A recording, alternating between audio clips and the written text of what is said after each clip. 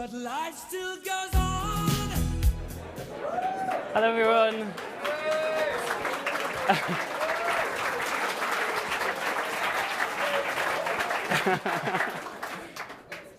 For those of you who I haven't met, my name is Andrew. We had our launch event back in July. So there's probably some new people here. So I basically work at Google, and I'm also one of the co-chairs of InterTech. And it's great to see so many people here. Hey everyone, I'm Asher, and I'm the other co-chair of InterTech. It's incredible that our launch was only a couple of months ago. Since then, we've had just fantastic momentum. We've had now thousands of people sign up for our mailing list and become members of InterTech.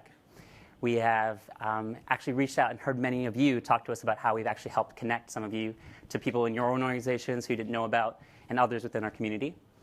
And we've also had some incredible press. We've been featured in New Now Next, in Pink City News, in Tech City News, the Evening Standard, and my personal favorite was being tweeted about Stephen Fry. We've also had a phenomenal response to our event tonight. It actually sold out in 52 minutes, if you can believe it. Never did I think InterTech would hold an event that would sell out faster than Beyonce. That's pretty good. So I guess also what I should mention is that to try and make our event more inclusive and be able to have more people be able to join in, we're also streaming tonight's event live in HD to Google+. So say hi to everyone at home. Hi, Mom. Hi, Mom. Right on. All right, so for those of you who were at our previous launch event, you already know all about us and what we're about. But for those who weren't here, quick recap. So InterTech, really what we wanted to do with it was show that in the tech industry, hey, we love geeks. But what we want to do in InterTech is actually show that we also love gays, lesbians, trans people, and everyone in between. And then more formally, InterTech is a professional network which encourages LGBT diversity and inclusion in the technology sector. So we're going to be having offerings for individuals, for organizations, and for the industry overall. So for individuals, what we're going to be doing is having networking events and speaker events like the one you're at tonight. Also, in the summer, we're going to be piloting a new mentorship program that basically connects people who are earlier on in their careers with people who are a bit later on. And then for organizations, we want to pool resources for diversity and inclusion initiatives and also share some best practices. And then for the industry overall, we're going to be celebrating the achievements of LGBT people. And we're also going to be trying to be a platform where people can do fundraising for technology and LGBT-related charities. So you see a lot of stuff coming from us and a lot more shortly. Yeah, and there's no way we would have been able to do it on our own. So we just wanted to bring the board up just to introduce them to yourselves. So if the board can come up, that'd be great. Thank you.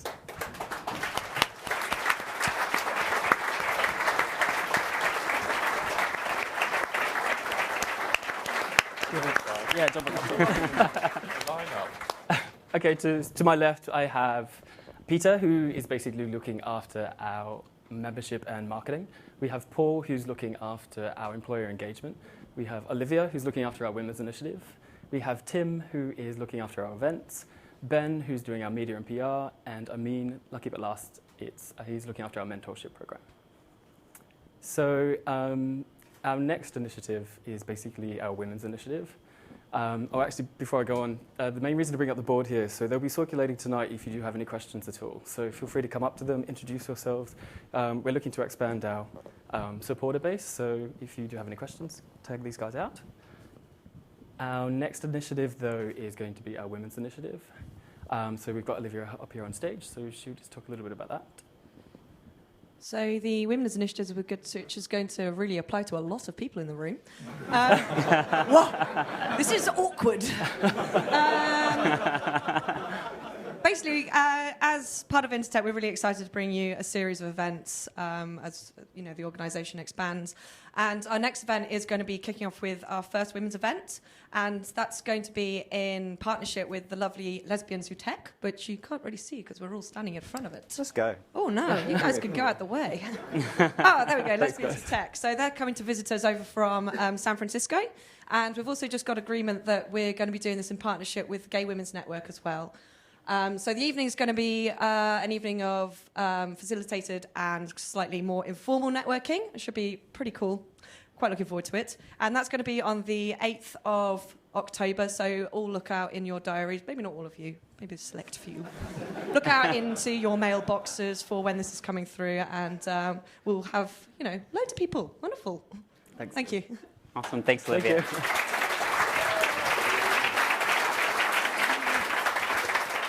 So tonight also would not have been possible without some of our incredible supporters. So we want to give them also a really special thanks, especially Google for hosting tonight's event. So thanks, guys.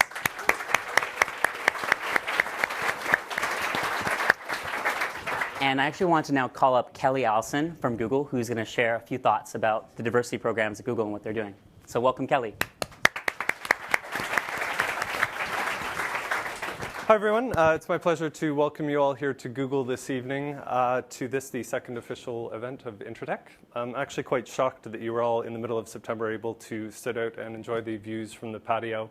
Yeah, it's a rare day indeed that we actually get to go out there ourselves, so I'm glad that you enjoyed it. So again, as I mentioned, my name is Kelly Allison. I'm the International Director of something called Partner Solutions at Google. What we are is the group within Google that is responsible for establishing and supporting all of the third-party technical partnerships that help us build our great products like Google Maps, Google Shopping, Google Books, G+, for anybody who has an Android phone in the audience, things like Google Now as well. So again, welcome on behalf of all of us here. So it's actually great that we could host this event today in particular, because today actually happens to be the 15th anniversary of Google's founding, which I just recalled myself this morning. And during the last 15 years, Google has proudly supported the LGBT and other diversity initiatives around the world. We work hard to bring attention to diversity and inclusion in everything we do, not only because it makes sense, but because it is the right thing to do. Though our business and employees are located in offices around the world, our policies around non-discrimination are universal throughout Google. So we're proud to be recognized as a leader in LGBT inclusion efforts as we encourage people to bring their whole selves to the workplace. So this summer, Gaglers, which are gay Googlers, and their families and friends took this spirit to the streets in pride celebrations around the world. So in the usual places that you would expect, San Francisco, we were in New York, we were here in London, we're usually in Madrid. This year we were also in Singapore, and for the first time ever we were actually in São Paulo, and I think one of the most interesting places was in Budapest. So Budapest is kind of interesting because since 2007, Budapest Pride has really been more of a small political march behind police fences, banned from public view, and threatened by unopposed violence. This year, Google, together with Hungarian software startups Prezi and Espel, formed something called the We Are Open initiative, which made a stand for diversity and inclusion in a difficult political environment. So we silently launched a website there, expecting to have about maybe 5 other companies join. Within 2 weeks, we actually had 487 other companies, including the likes of Morgan Stanley, Microsoft, join the initiative, as well as local shop owners and entrepreneurs in the city. The end result of that initiative was a record 8,000 people joined the Budapest Parade, which is 3 times more than have ever attended in the past. And we also had over 17,000 people view the event on a live hangout through G+, which was exceptional. So it's not just through Pride that we show our support for the LGBT community. Google London also recently hosted a Legalized Love conference, with perhaps some of you in the room maybe attended, which really partnered with other organizations to identify ways to decriminalize homosexuality and eliminate homophobia around the world. Earlier this year, we also enhanced our transgender inclusive benefits available to Googlers to cover transitioning procedures, more than doubling the previous coverage to $75,000. So on behalf of everyone at Google, not just the Gaglers, I want to again welcome you tonight and hope that this event will help foster new connections and sharing of ideas across the London technology community. So welcome again.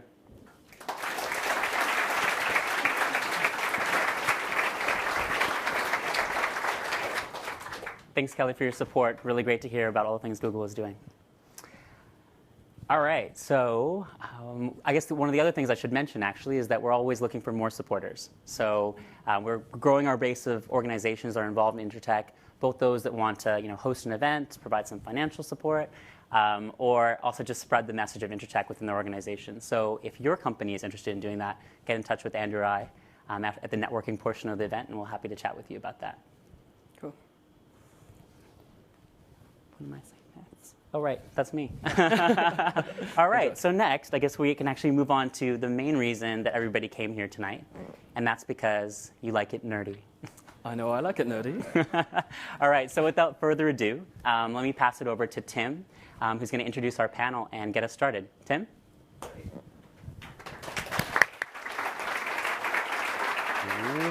Good evening, everyone. Good evening, hello, and hello people at home and still at work, online. We appreciate you too.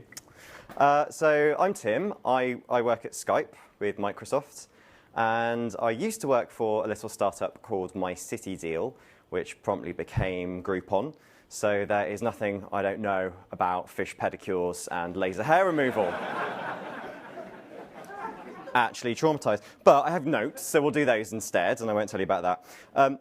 With the rapid growth of Tech City and places like Kickstarter, it seems like supporting startups is the actual must-have thing of this decade. In the noughties, it was having a blog. In the 90s, it was Pokemon. There really is one that does everything. Now, as well as giving all the great startups here a chance to network, we wanted to have a discussion about the culture of startups. And seeing as how I just compared them to Pokemon, we thought we'd better invite a panel of industry experts who know a bit better than I do. We are going to open it up for Q&A as well, but before we do that, we wanted to have a word from our experts, a word or two, so I'm going to invite them up one at a time to give some talk. And while they're doing that, if any questions pop into your head, you can ask them later, and if you're online, then you can tweet us at InterTechLGBT or #TalkNerdyToMe. Okay, our first speaker is going to be Isaac Pinnock. Isaac is the founder of, one of the founders, sorry, of Made by Many, who are a product innovation company, and hard to say, based in London and New York. Made by Many helps large organizations to innovate and take new products to market. He leads the design team, and he's responsible for the dog Tilly. Please welcome him.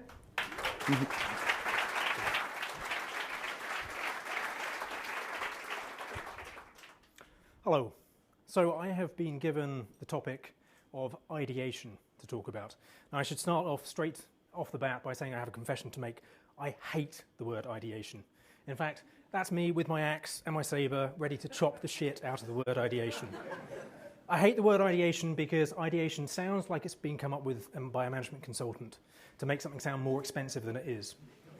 It also makes the idea generation process if it's for a small select group of creative people. But worst of all, it always sounds to me as if it's the result of a corporate mentality polluting creativity and good ideas. And I've always felt that, at the moment, a corporate mentality is the result of some of the very worst digital landfill that's out there. And you know what I'm talking about. These are the sites that you never ever go back to more than once, all these kind of like digital branded utility apps that go on your phone and serve no purpose other than to spend marketing dollar. Now, Made by Many was set up about 6 years ago by 4 of us on our credit cards to be the opposite of that. And just to prove that we are a startup, actually yesterday was our 6th anniversary, and I was going through an old blog right back at the very first days, and I found this quote from one of my fellow founders just after we'd left the Apple store. So we really are genuinely, we were a startup. But we set up to be the antithesis of big corporate. We believe in lean principles, we believe in solving problems faster through making, but most importantly, we believe in not being constrained by kind of rigid hierarchies and the big silos that you can get in large organizations that can really hold good ideas back. Having said that, we've had an awful lot of success at helping big corporates act like small companies. How do we do that? By taking quite a different approach to idea generation. And I'm going to take you through a couple of small slides. This is one of our techniques that we nearly always start a project off with. Now, I said at the beginning about ideation being the reserve of a small group of people. Actually, we try and do these sketch sessions with as many different types of skills in the room as possible. So not just a designer, but a technologist, a strategist, the client, all in the room at the same time. And it's an amazing way of being able to create a lot of ideas very, very quickly. Basically, there's a bunch of pads in the middle of the room. You take one, you draw an idea, and as soon as you've got something that you want to share, you hold it up and explain to the group. And a lot of the benefit is trying to generate as many ideas as quickly as possible and getting those ideas to the point where you can then prototype them and get them out in front of real people. Now, this is kind of like a fairly scary drawing of kind of the idea funnel of a typical project made by many. How it starts with this kind of mass of double-digit figures of ideas at the beginning, maybe 80 ideas, and then slowly going through a series of prototyping from sketching into maybe a Keynote prototype, maybe into an HTML prototype, maybe into an app on your phone. But at each step, trying to get something in front of real people as quickly as possible. Now, volume doesn't necessarily equate into success. Just because there are 80 ideas at the beginning doesn't necessarily mean that all of those ideas are good. That's why we go through the testing process to find the best stuff. And of course, the right idea might be buried inside of another idea. You know, by the time that you get to the end, those 2 to 3 ideas might actually consist of lots of little fragments that have tested well from a range of different ideas. Now, that kind of requires quite a different process and a different way of thinking about products. We're kind of all familiar with this timeline from how projects normally work. You know, you kind of come up with a big idea at the beginning, then you make something, write a lot of documentation, you know, go through a very long process, and then you kind of launch and you kind of test when you get to the end. And it's actually a really wasteful project, wasteful process, because you don't find out until you get to the end whether you've got a good idea or not.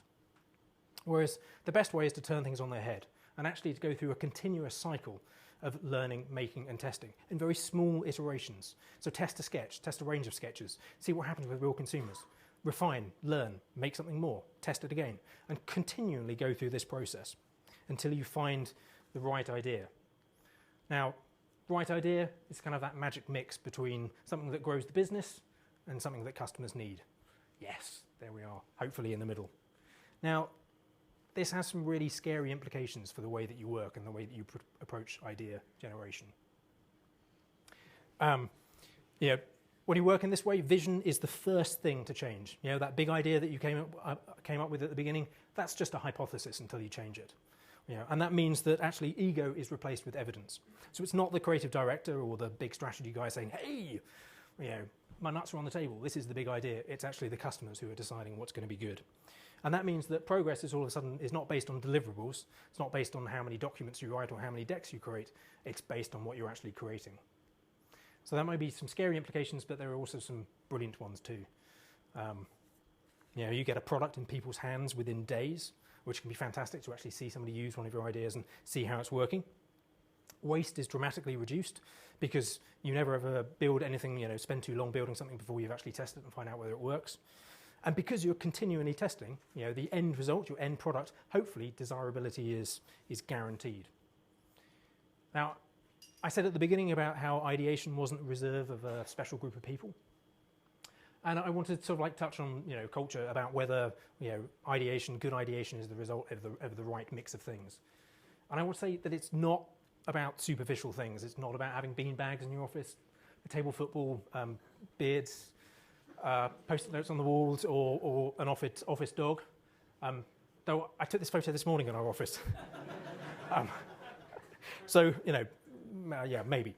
But actually, you know, I think, you know, the important thing, going right back to the beginning, is ideation should be about creating the best idea. And, you know, creating the best idea, the one that gets adoration from your customers, you know, that's something that they really, really like. You know, maybe, you know, from the iPhone app, something that ends up on the first or the second screen of your device, is something that's actually really difficult. And you need people who have more than just a passing token to a superficial culture, but are more interested in really creating the best stuff. And that's the only way that you can create the best products. And what I like about this is that it's not the ideators. Fucking hell, what a dreadful word. I'm going to be punished for that later on in some way. It's not the ideators who determine what the winning idea is. It's the customers. And that's the way that it should be. Cool. Thank you.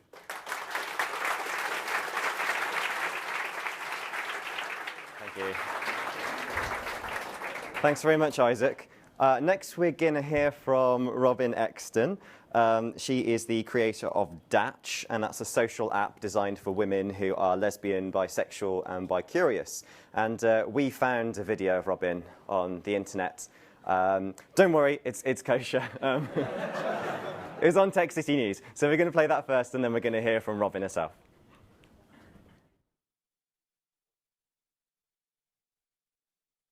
This is the elevator pitch.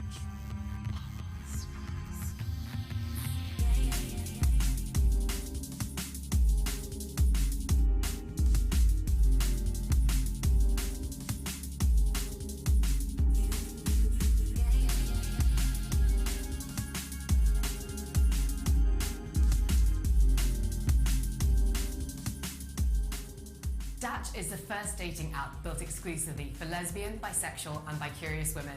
We're an invite-only app, so we can validate all our user profiles, and you know you're talking to Eve, not Steve. Dattch lets lesbians connect with the other women around them quickly and securely, so you finally have the option to go dating as and when you want. It's the wing woman you've been waiting for, if you're on the sofa at home or on a night out with friends. Lesbians of London, flirt, chat, date, Dattch.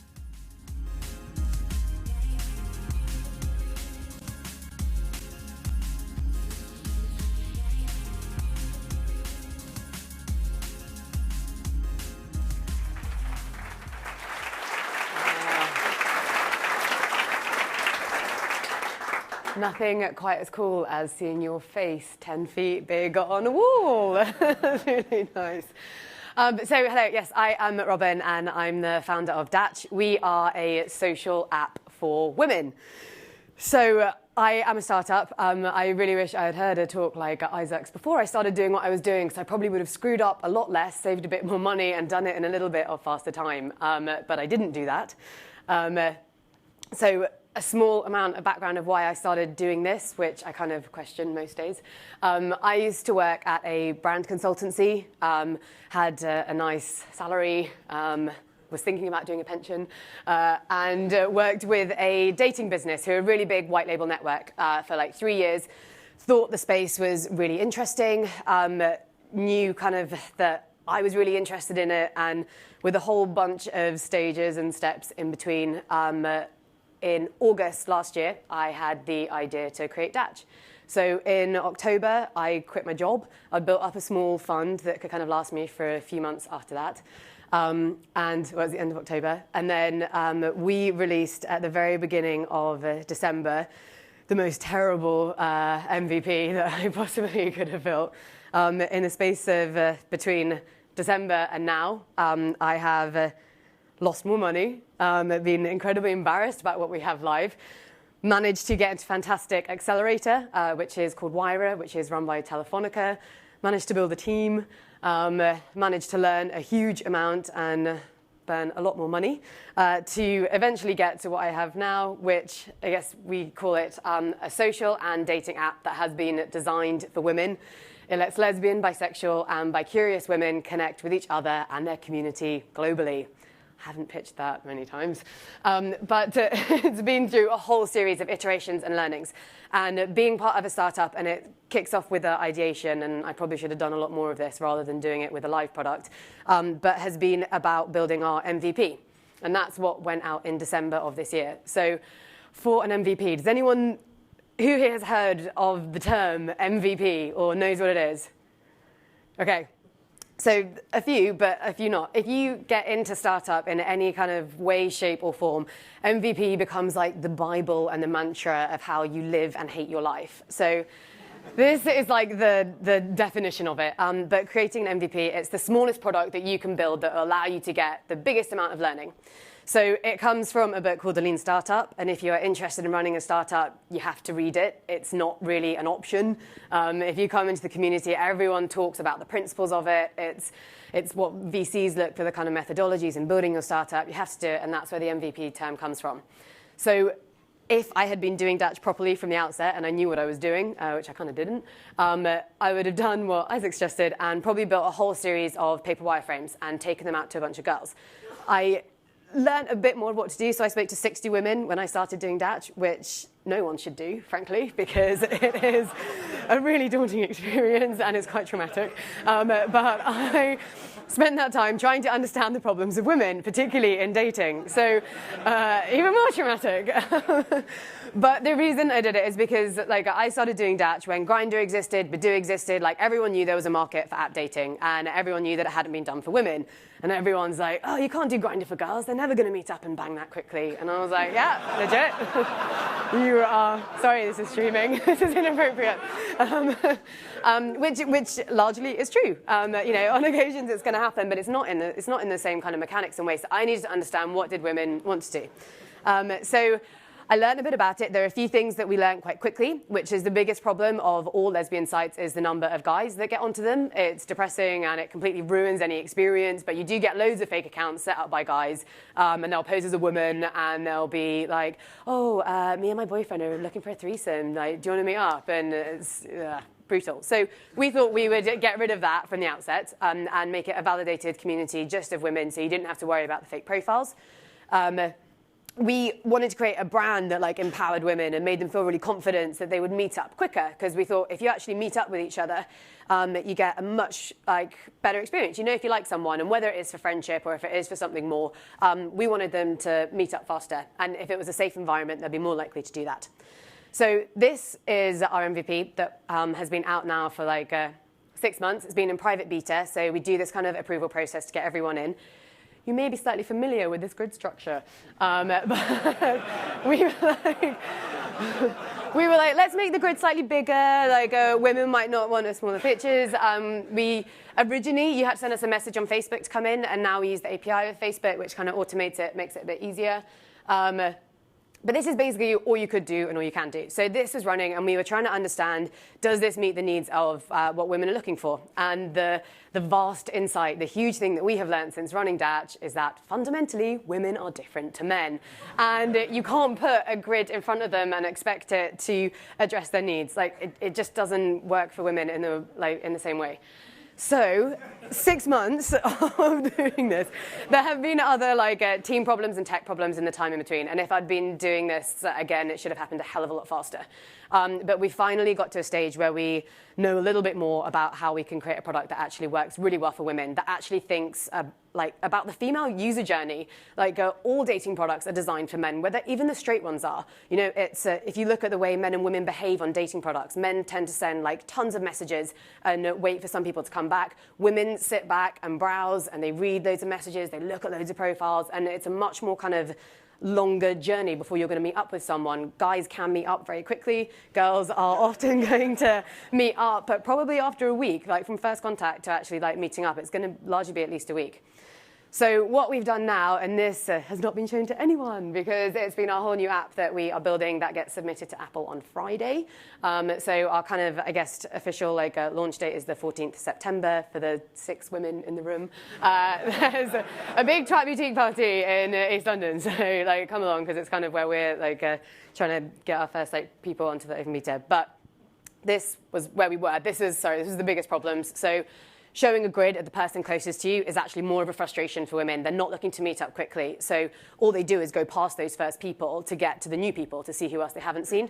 And doing a profile where you just have images and a really short amount of text, women need a hook to start a conversation, and just doing the hey, what's up leads to a really bad conversation. So we had to give them more hooks to get talking to each other. So this is where we're going. So this is our grid. You may notice design cues from Pinterest. But it basically has much larger images. We're not showing you the closest users to you. You can set the space within that you want to meet women. So if I'm in Shoreditch, meeting someone in Clapham is probably OK, because we're meeting next Friday. And not right now. And then the profiles are designed. It's basically a kind of combination of Pinterest and the Daily Mail, frankly. So you get onto it, and the idea is that it's easier to upload pictures to describe who you are rather than writing a text field to kind of talk about yourself. So we're getting users to upload pictures of how they like to spend their weekends, the kind of feed they're into, who they spend their time with. It does move it slightly closer to a social platform than a dating platform, but we know that women will still use it primarily for dating. So this is it, ta-da. And the idea is that you'll get people kind of browsing around, commenting, liking on pictures, and making new suggestions. So that's a kind of a snippet of what I've done so far in 6 months. I dread to think what I could stand up and say in the next 6 months' time, what the hell we've done. But I guess what I would say, if anyone that's interested in working in a startup or thinking of doing it, I did not come from this background. I learned to program. I immersed myself in the community, fully. I couldn't think of anything more that I would love doing than what I do now, because it's the most exciting, dynamic place. I've met more people in the past year of doing Dattch than I had in 5 years of being in London. You learn so much, and it's just genuinely the most exciting thing I've ever done.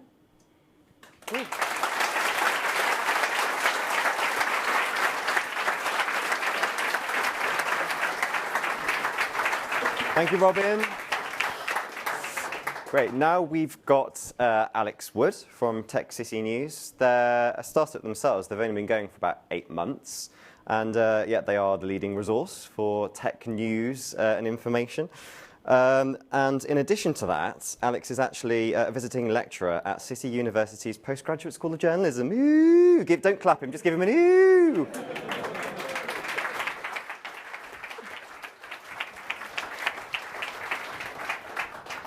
Hi guys.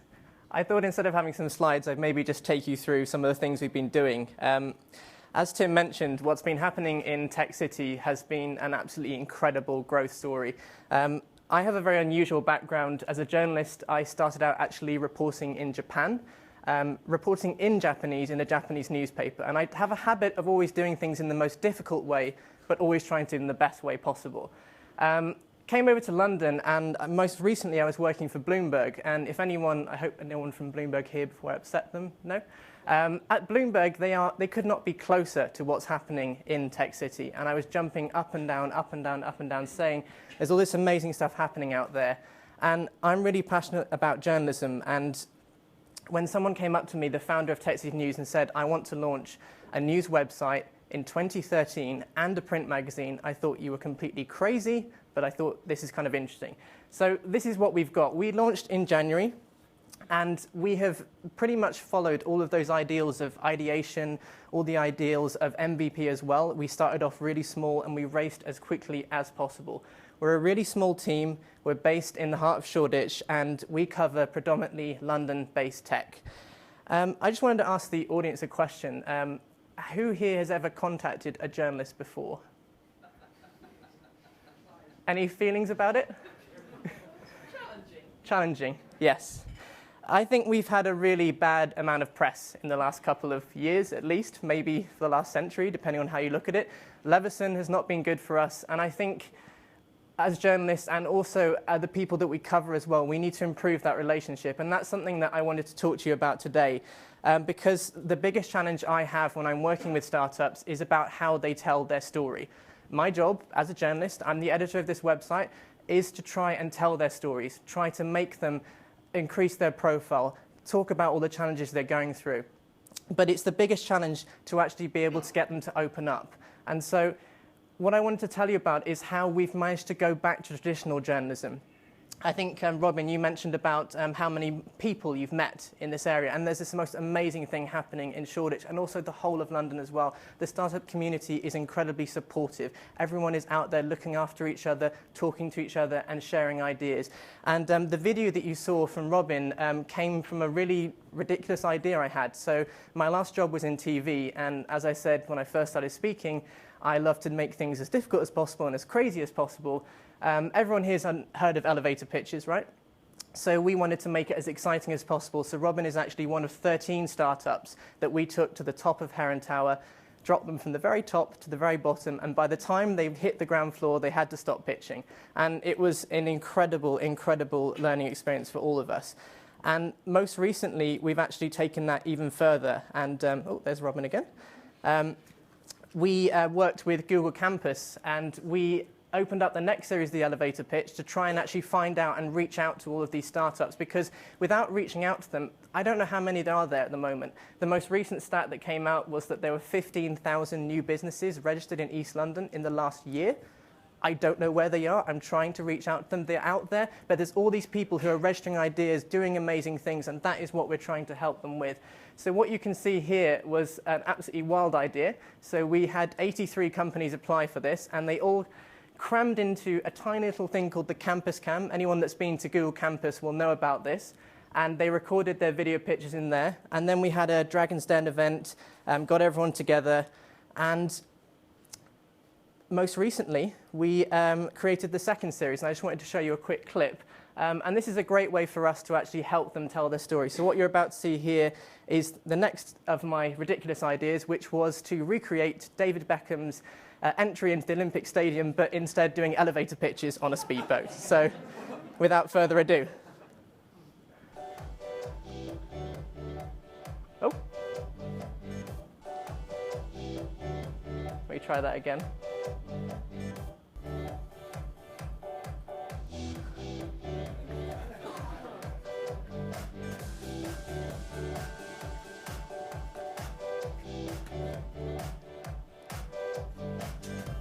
Go-Car Share is a platform that connects drivers with spare seats with passengers wanting to head the same way.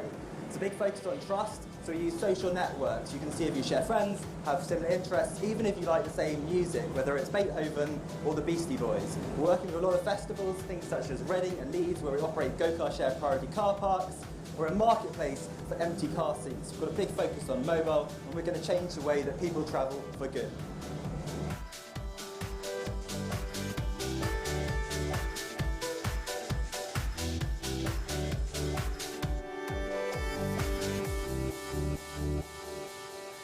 And if I can follow on at all from the two great speakers we've had already, I think a lot of us share this story of coming from another life, another mainstream job, and then taking this great leap into a startup. And it's been exactly the same for me. The reason why I got into journalism is because I love to tell stories. I love telling stories of interesting people. And going back to those bare basics of actually the human aspect of going out there, reaching out to my community and actually talking to them and telling their stories is why I love my job today. Thank you.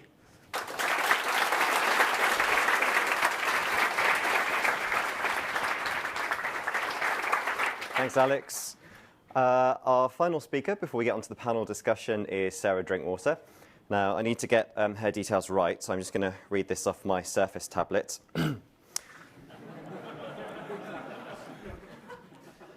Sarah is the community lead of Google Local in Europe and has been working with Campus since January this year. She's currently leading the Women at Campus initiative and supporting startups from education and mentoring to community building and diversity.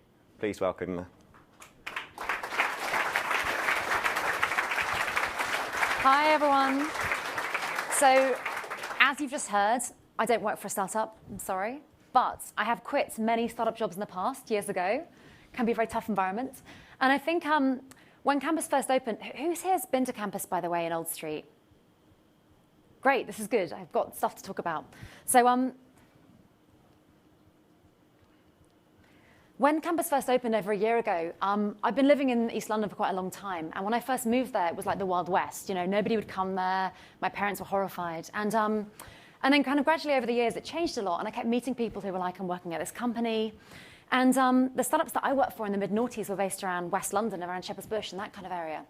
But gradually, a few years ago, this scene kind of started to happen. And I started hearing stories about it and going to the odd event.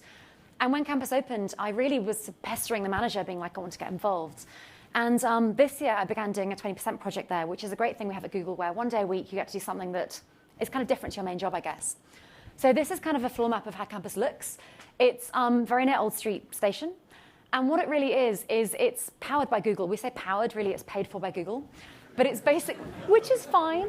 But really it's all about empowering startups from the very beginning to the very end. And I think, well, I say end. I think what's kind of great about Campus is when companies get too big for Campus, they move and get their own offices, and that for them is the ultimate success, right? So I think, you know, it's very few organizations when someone leaving you is a good thing. You know, you would never say a partner leaving you is a great success, right? It would always be terrible. But the way Campus looks is you have the cafe on the basement floor. Anybody can sign up for that. It's completely open access. So for any of you that are thinking about starting your own company, what I kind of like about the Campus Cafe is the rule of thumb is if they haven't got headphones in, you can go and say hi. The people have seemed very okay with that for some reason. But I think the feedback that I've always had about the cafe is people meet their fellow entrepreneurs there. That's where they kind of meet people for interviews. That's where they can kind of meet investors. When you haven't got an office, it's great to have somewhere you can take people. Coffee's quite good. And we also run every Friday mentoring sessions there. So for example, I mentor around social media and community. That's my kind of field of work. And it's drop-in, it's free, it's very fast. And it's not really like traditional mentoring. You know, I always think about mentoring as being quite long-term, quite formal. You have an agreement. With this, really, it's dropping in and telling somebody about an idea you have. And I've had people in previously who've been like, okay, I've mortgaged my house. I've got this idea. What should I do with it? And I'm like, okay, great, business plan. Do you have a business plan? They're like, no. And you're like, you've mortgaged your house? I'm like, remortgaged your house? Oh, my God. And on the first and second floor, a tech hub. And that's, I think, most people have heard of Tech Hub? So basically, it's a co-working space. They run those floors for us. And when you're looking for kind of more of a permanent desk, you apply to work there. And Tech Hub tend to like selecting more kind of product-based startups. But again, you can kind of move in, you can have your meetings there, they've got meeting rooms, cafes, that kind of thing. We also run events in Campus, and we've had about, so far this year, 60,000 people come to our events. For the most part, they're free, and it's everything from networking events, learning to code, conferences, talks, meetups. We have a lot of hackathons there. Startup Weekend, who are an amazing initiative to basically, they kind of whack you together for a weekend and you have to come up with an idea. And what's really interesting with them is 30% of their startups actually carry on working on the idea after the weekend. It's not some terrible thing you kind of ditch. Really, it's an idea you kind of keep working on. And Seed Camp are on the 4th floor. And again, they're basically a company, they're an incubator that kind of get you ready to kind of seek proper sort of high-level funding. And essentially, when you've got your funding, you go and get your own office space. So I think, for me, what's really interesting about campus is there's massive diversity there. So we did a survey recently.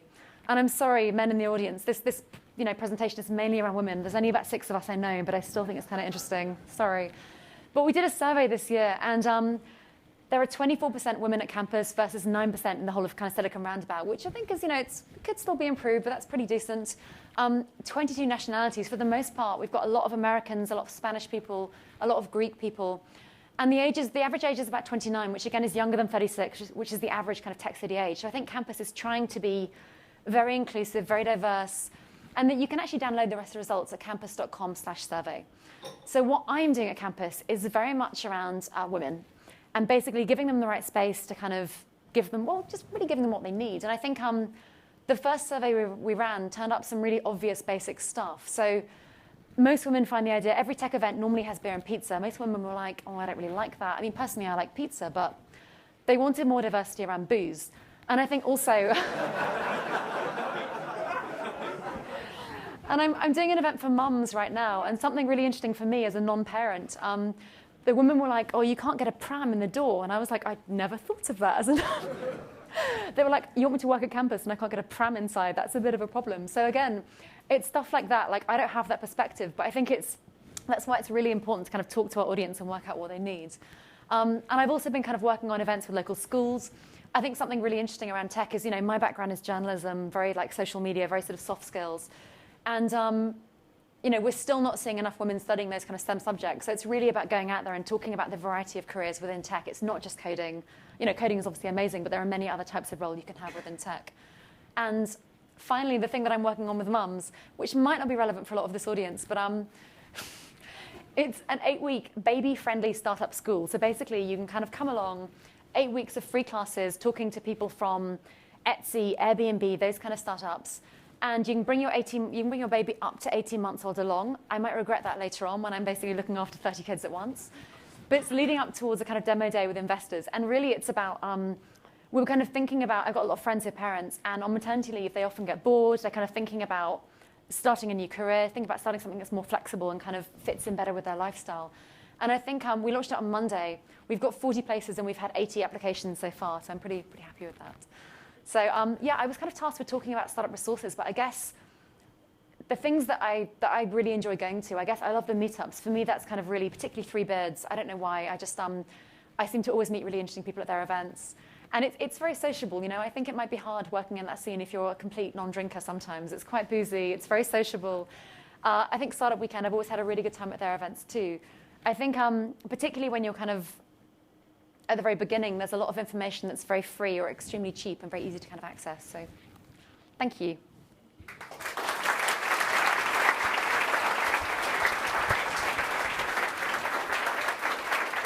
Thank you, Sarah. Right, we're about to move on to our panel discussion. I've asked for some lovely man-slaves to help set up the chairs behind me. They are very lovely. Feel free to whoop if you would like to.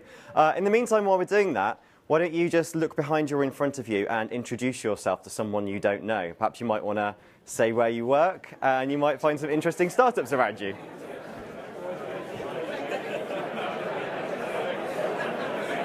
Thank you. Great. Oh. Where's Leah?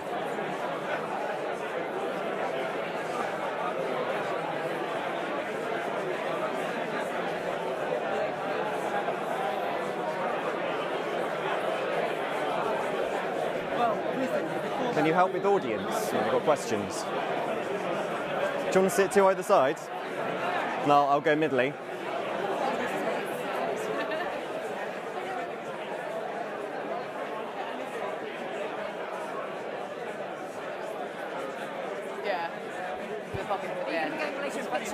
It's definitely the next bloody event I will be. I was like, fuck, I've been joining them. I'm going to probably shamelessly scoop around the next event and be like, come on, Dattch. You want Dattch? Yeah. Oh, Sign up. please do. Please do. Just take me out. Yeah. Okay. Okay. Well, that's hello. Is my mic on? This is what Can anyone I do hear me? most Can you hear me? throughout They can't hear me. So, All right. time to just meet up. That's quite enough socialising. Thank you very much.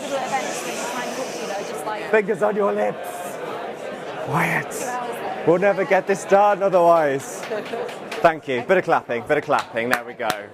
Right, settle down. That was far too much fraternising. We will do more of it later, I promise. Okay, so I wanted to kick off the Q&A, if that's all right, and a bit indulgent of me. But I wanted to ask, when does a startup stop being a startup? Does anyone want to start with that one? Never. It goes on forever. But I think that's about culture, surely. I've worked for small companies that have had a very corporate culture and big companies that have tried to maintain some of that tolerance, non-hierarchical. I mean, that's what I associate with startups. I get really pissed off when people like Badoo, who make like 160 million in revenues per year and employ 200 people at least, call themselves a startup. It's like, I know it's like you're still learning about your product and maybe you're changing stuff, but when you are succeeding more than you're failing, I think that's got to be when you're not really a startup anymore. Well, I mean, I can remember a distinct made by many startup phase, and I can remember that being killer hours, working all hours of the day, feeling sick to death of everything. That to me felt like the startup phase, but that has evolved into something that's all about attitude and culture, about the way that you work, the way that you approach problems, and the values that you hold dear. So for me, the startup long tail, yeah, it doesn't end. Alex, is a startup about a mindset, or is it slave labour? That's a very hard question. I think it's definitely a mindset thing and a culture thing. And I have a really nice example of this. Last week I was in Stockholm and I visited a games company called Mojang, who are making a ton of money. It's incredible, so much so that they've got enough to last 10 years without making any revenue. And they kept saying to me, you know what, we could become 2,000 people tomorrow. We could just keep growing, and we don't want to. And you do meet companies like that say, actually, small is beautiful, particularly the more creative, focused startups. I think sometimes there's kind of this notion in business and maybe in startup culture that's all about rapid growth, rapid acceleration, get to the IPO, get to the next series of funding. And actually, there are some really interesting businesses out there that want to keep, because small is beautiful. Sure is. Keeping on the theme of...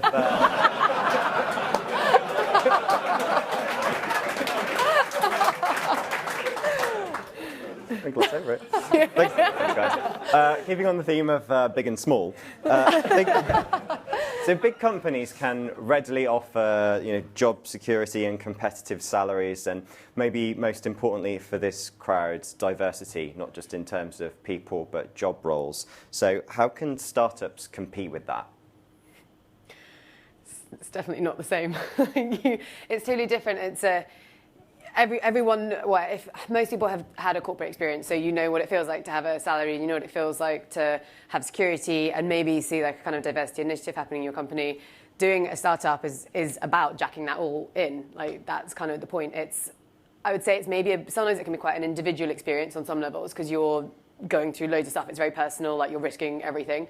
But then it's one of the most like intensely bonding experiences, like with your team.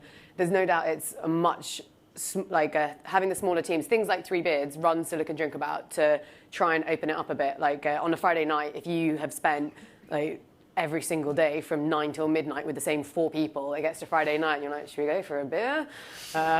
Okay. With these people. Yeah. And instead they've just brought everyone together and they were like, everyone's running all these startups, let's all go to the same place and have a beer. So I think the more stuff like this even that happens, like trying to bring all the small pockets together can open it up a bit more and try and get the best of both. I mean, I don't know. I think I was saying earlier to the team, I think I had a really bad experience with a startup that I worked for years ago where the founder was extremely wealthy and the site never launched. And it was the kind of thing when I had like a really big problem with him, but there's no HR person, so I couldn't go to them and complain about them behind his back. I mean, I think it really depends. I mean, the friends I have that run startups, it very much is what Alex is saying, is trying to keep things I think big companies sometimes obsess about scalability really quickly. You know, it's always about making tons of money and being the biggest and the best. And I feel like the companies that I admire the most, I'm thinking of places like Poke, who do, and made by many, who do beautiful work whilst keeping their absolute essence the whole time. I always really admire that. And I think in many ways that's why startup companies tend to be, and founders tend to be younger, because I think you get past a certain age and it's almost like the whole thing of leaving is too difficult, right? So I think that's why the scene tends to be a little bit younger. That's quite rambling, sorry. I mean, there's a big difference, I think, between working for a startup and a large organisation, is that you're much closer to the people at the top of the organisation. It's much flatter. So therefore, you've got a greater opportunity of learning from a wider range of skills. Whereas if I was working in a large organisation of 50 people, you know, in quite a rigid structure, I would never ever get to really talk to the people who had the real experience above me. Whereas in a smaller company, where everyone is expected to pitch in, as you are at a startup, you get a much more concentrated essence of experience and knowledge. There's a really interesting trend that I've noticed, especially in the last year, actually.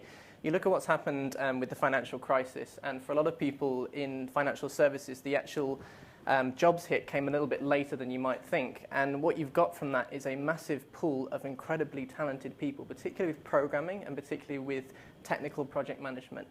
And you meet these people, and they are burnt out, and they're really sick of the incredible hours they did, and the energy that they used to have before they went into that kind of lifestyle.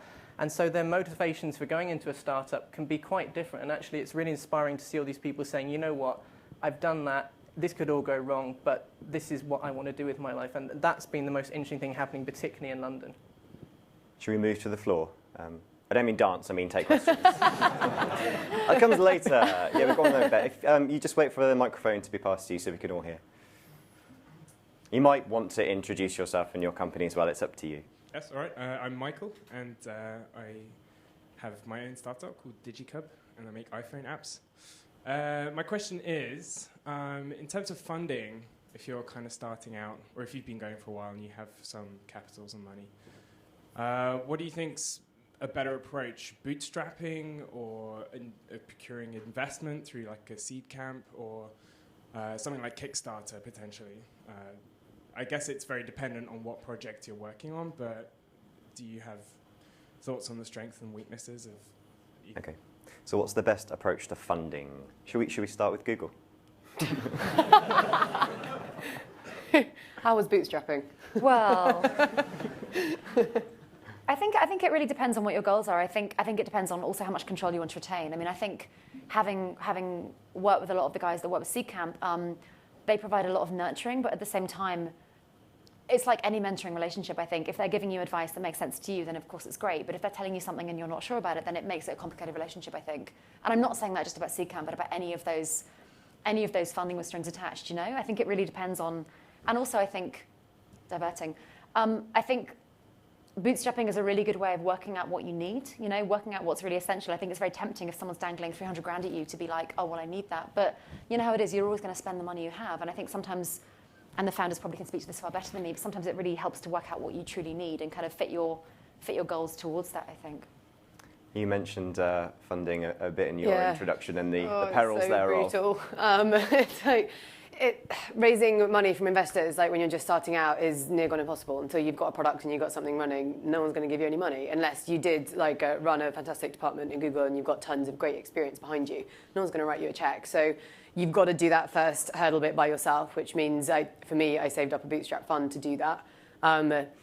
Going into an accelerator, I guess I'm doing all 3 stages. I'm hopefully going to close around in 2 weeks for my first angel investment. So it's bootstrapping, an accelerator, and angel investment. I'm yet to see the impact of the angel investment. Accelerators are amazing because you do get a lot of support, and it is a kind of double-edged sword because you're like, I know I'm going to tell you the great stuff we're doing and some of the bad stuff, but you need to still think I'm great. But you work with tons of other teams. That's amazing. Having all the other startups around you, I've learned tons from them. I would like to hope that there's different advantages from all of them. I think crowdfunding is right. Largely, my personal opinion is if you're like a hardware project, I think it's brilliant to use as pre-sales. I don't think people know what the impact is going to be of having that kind of investor in your business, especially going on to, like, if you're using it for seed money, what's going to happen at Series A with that. But I think with funding, often you don't really have much of a choice. You take what you get, and you're going to try really hard, and you keep pitching, and you just keep going to like meet the better and better and better people. And at some point, you might think you've got it, and other people have to make decisions where they pick people they don't really want. We had a tweet, someone's sad that we're not going to start dancing. So we might have to do that at the end. So much pressure. I know. If you want to join in, anyone, it's #TalkNerdyToMe. Funding. I think it's really important to note, and we've mentioned it briefly, that it does come with strings attached. It's not a free check, no matter what form you do. Even if you look at things like Kickstarter, which is really trendy right now, but that's a hell of a lot of stakeholders you've got to deal with. And there's been projects like, I don't know if anyone in the room's heard of Pebble, the first smartwatch. Anyone still waiting for theirs? It could actually be a PR disaster, and I think it's really important to really think about the benefits, because you're actually involving stakeholders in that whole process. Funding question feels like a difficult one to answer from an agency perspective, because we genuinely did set up the company on our credit cards. Didn't pay ourselves anything for the first 3 months, but at the same time we were incredibly lucky that we knew that we had a couple of clients. We were able to squat in BBH's offices when we first started, so we had a couple of really good portions of luck on our side. If we hadn't have had those portions of luck that we knew about before we started, we probably wouldn't have started, probably wouldn't have been brave enough. And getting money from somebody else, we've had a lot of offers of people wanting to buy into the company over the almost since the first year of the company. But wanting to give away control when we were still finding our feet, I think we would have regretted it every single day and ended up working on products and services that we didn't like and didn't value and didn't want to work on. Got another question? Far end? Can you just wait for the microphone to reach you? Run. Come on, jog. It's like treasure hunt. We'll get you a blonde wig next time and some blue spandex. I'm Steve Gilbert. I'm the MP for Snorstall and Newquay, and they did let me in wearing a suit, but it was after a big fight. They're like, there's no way you belong there. Just wondering, is this a space that government is in the way in? Is it a space that government isn't in enough? Is there more that could be done? And if so, what's your experience of what else can be done to help you guys do the amazing stuff you're doing? Okay, could government do more to help? Is it just the tech industry or LGBT plus people in the tech industry? Just the industry. Fine, we'll just go along with that. Let's turn to the journalist first. I'm going to hopefully dispel a huge myth today, something that I feel very strongly about. A lot of people think that Silicon Valley was this utopian thing that happened organically and naturally. It was a government-funded project originally, so much money behind it. Now, whether you feel politically against government involvement or for it in the UK or in the US, you cannot deny that actually that helping hand and that helping push. Now, I want to make it really clear that my title is 100% independent of the government's Tech City Investment Organisation and everything else, but I think that this current government has done more than any other government I've ever seen in my journalistic career just to help those entrepreneurs, giving them a platform and just trying to connect the dots. Like, no government's going to be perfect. There's always going to be issues, but there's definitely been more momentum than I have ever seen in my career. Weird answer. Other than paying corporation tax and paying VAT and paying national insurance, I never feel the influence of government made by many in any way, shape or form. That's fine. Does anyone else want to chip in on that? Get rid of the tax. No more taxes. That's one amazing thing the government have done, which part of my investment is going under the scheme, is SEIS, which is the most incredible tax breaks, basically, for any investor coming into our business.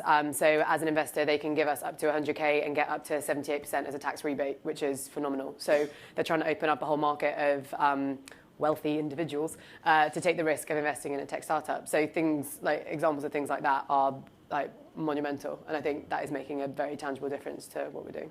Should we take another question? Let's go over there. The lady over there. Is that you?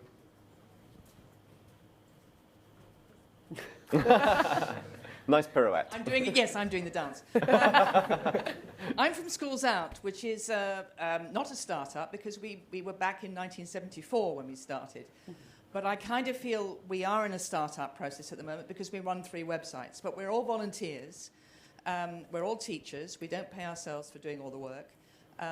Our raison d'etre is to make lesbian, gay, bisexual, trans people visible, particularly in education. Most of us are all teachers and youth workers. And 2 of our websites, Schools Out and The Classroom, give schools and education the ability so to do. And Classroom has lots of lesson plans on it, so a teacher can go in and geography. Sorry, we're a bit short on time. I'll be You very have a quick. question. What I'm Thanks. asking is, we need some technical help, and I think that whole thing of startup within the business world is also in the charity world. We're not a charity yet. We've only been doing it for 40 years. But getting linked to lots of the wonderful, talented people in the room and to enable you to think there are wonderful organizations out there doing great stuff that you can help with. And we're saying, can we be first in the queue? Have you looked at any of the SkillSwap websites? Just because I personally love all of those things where you're giving them that kind of, you could be giving them work experience developing your site. You could be giving them that great feel-good factor. You could be giving them speaking opportunities at your school. That might be something worth investigating. Yeah, and we would love to explore that. And LGBT History Month is also our product as well. So February is a great time for you all to do wonderful things around LGBT. That's great. Thank you. And question there? Hi, my name is Susan D'Souza. I have a couple of companies, one in social media, local search, and another one in project management. And I've actually downloaded the Dattch app and been accepted. Sorry, it's got some the breaks app doesn't in. work. But there again, I'm still on iOS 5.1.1 because the Google Maps thing. Anyway, my question is this. There is a mantra that the Brits come up with the ideas and the Americans make the money from it. I have friends who are involved in tech startups. They've actually relocated to Silicon Valley but for basically 3 reasons. They say the American market is huge and all speaks the same language. They say it's very easy to get funding over there because there's quite a high tolerance of risk there. And thirdly, if you've been an entrepreneur and you've failed and you're starting up again, they seem to think that that's actually really good. So the question is this. Is London Tech City actually a viable and genuine competitor to Silicon Valley? Are we going to start seeing the Facebooks and the Googles in the UK? Thank you. Versions of that. Okay, so is it viable, Tech City? Who wants to come in on that one? I mean, I personally don't think, people tend to set these things up in opposition, but I don't think it works like that. What I love most about the startup space is the kind of collaborative passion of it. Everyone's kind of jacking in their jobs and going off to do something that really kind of feels right to them. I think when I think about London, we've got everything here. We've got finance here. We've got arts here. We've got, the ability to kind of travel around Europe very easily. I manage a European team, and I think the ability to work with those kind of spread of countries is very easy here. I think California does have an awful lot to offer, but it can also be siloed sometimes. And I think what I see the entire time with campus and with London events is we're still too shy about coming forwards. We're still too shy about being like, I'm doing this, it's great, this is why you should care. And I think we have to take on some of that brevity, which I think Americans excel at. And I think particularly in Silicon Valley, you can't walk down the street without meeting someone selling something. And I kind of think that's often a good thing. My feeling is if I can make it in London, I can make it anywhere.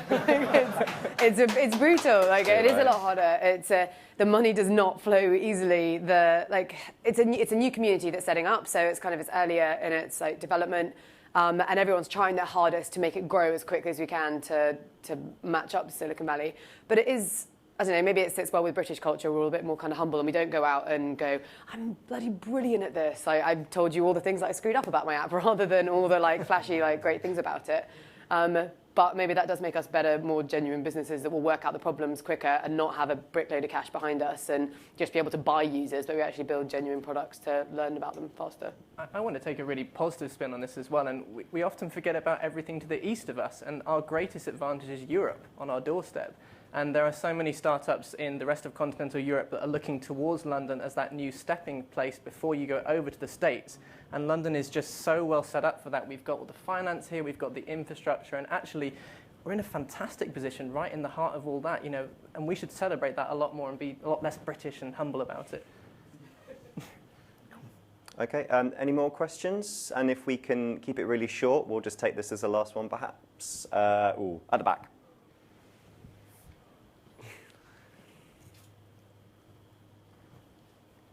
Hi, I'm Michael. I'm based in Google campus and I run a company called Nodium. We're a research and education network across universities.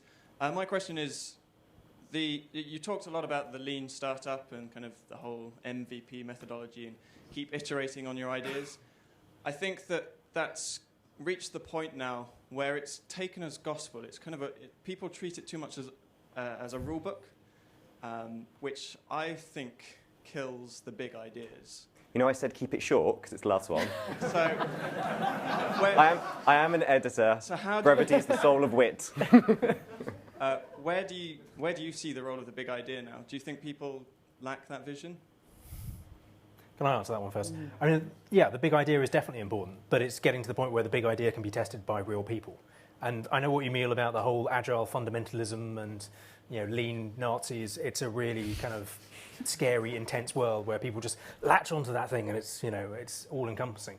But for us, it's always been about that your big idea is just a hypothesis until it's actually been tested by a real person, and it's getting to that point as quickly as possible. You know, there's nothing wrong with having a big idea, just test the fuck out of it. Test the fuck out of it. Can somebody tweet that, please? Yeah. No. Does anyone have any closing words, or was that it?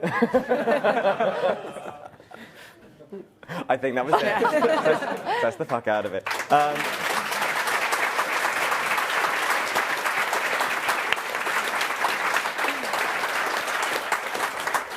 So listen, I can tell there are loads more questions out there. You're quite ravenous. We've got an hour of socialising through that door or through these doors. Can you tell I used to be an air steward? I didn't. That's a lie, but I thought it's funny. You can keep the conversation going as well on Twitter at InterTech LGBT. And my microphone's just come on. Hooray! And then afterwards, we'll be going to the Edge Bar, which is on Soho Square. Just one more time, I want to thank our panellists, Robyn, Isaac, Alex and Sarah. Thank you all for coming.